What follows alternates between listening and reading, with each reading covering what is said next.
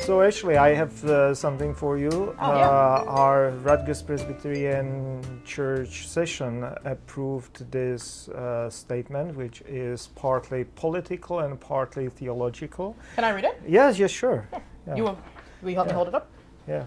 The session of the Rutgers Presbyterian Church stands firmly against any form of torture. Therefore, we wish to express our serious moral and spiritual concerns over the nomination of Gina Haspel as the director of Central Intelligence Agency because she has been implicated in instances of torture over several years in Thailand. Yeah. I remember you bringing this to the session meeting. Yes, and that was in the media, and our church is again on record for being against torture. Since we heard, it was actually during the time of my predecessor here at Rutgers Church when it became known exactly these cases of torture after 9/11, and I think that there is a compelling theological as well as moral cause against the torture. Torture simply practically does not work, and morally is wrong. It means giving up higher ground, going for the lower ground, and causing pain. Again, expanding the realm of darkness in our lives. And theologically, of course, we are in an Eastern season, and Easter season, and Jesus was tortured. And what churches and all Christians stand for, at least in my understanding, is standing against the torture for that very reason. Yeah, I have a really hard time understanding. I have a hard time understanding how anyone could possibly be pro-torture, not only because it doesn't work, but just in the sense of human suffering and being the cause of human suffering. But I especially have a hard time imagining Christians who aren't anti-torture. I think this is at the very basis of our faith. We believe in a Savior who came down fully divine but fully human. Yes. And that human was forced to literally carry his own cross. He was forced to have nails driven into his hands, to remain there with his wounds for days, being mocked. He was stabbed. How can you possibly be okay with inflicting that sort of pain on another person? Period, just embedded in your own humanity, how can you be okay with that? But especially as a Christian, how can you look at what was done to Jesus and say that anything resembling that would possibly be okay for any other human being?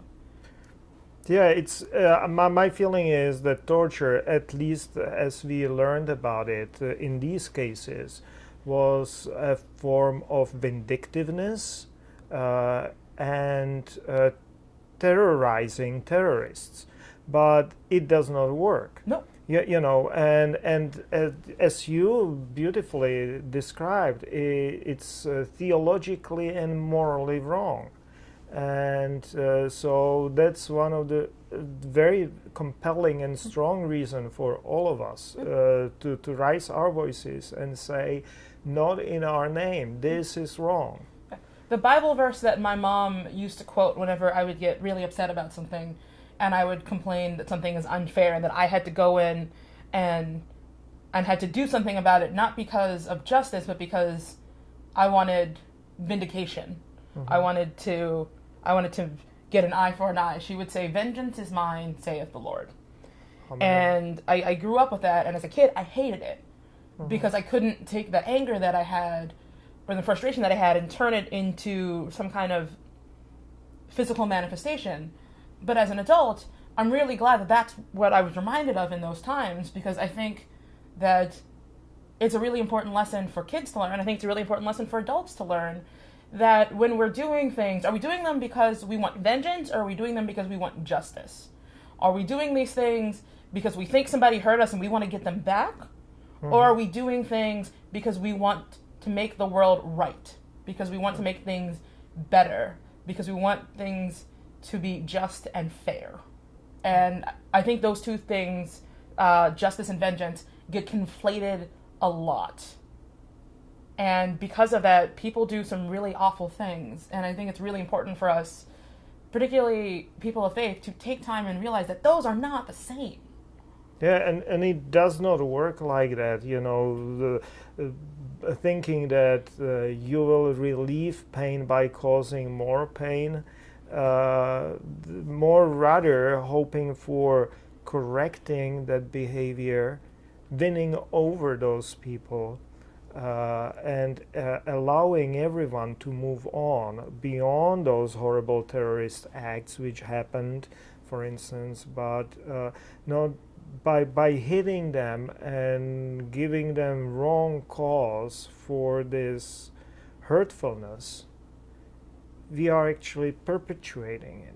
Yeah. And that's so unnecessary. And again, we are ceding the higher ground to really bad people, and that's unfortunate. That's not what we're called to do.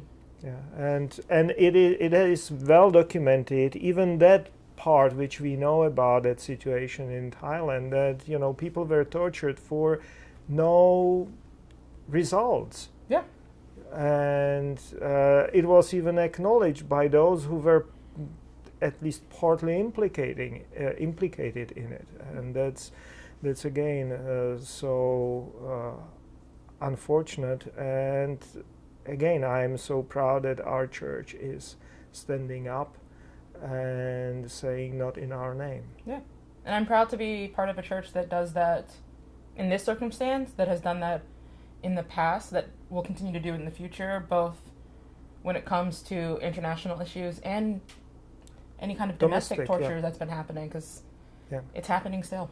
Yeah, we are involved in that solitary confinement, trying to eliminate or limit that as much as possible, and similar causes. So thank you. Thank you.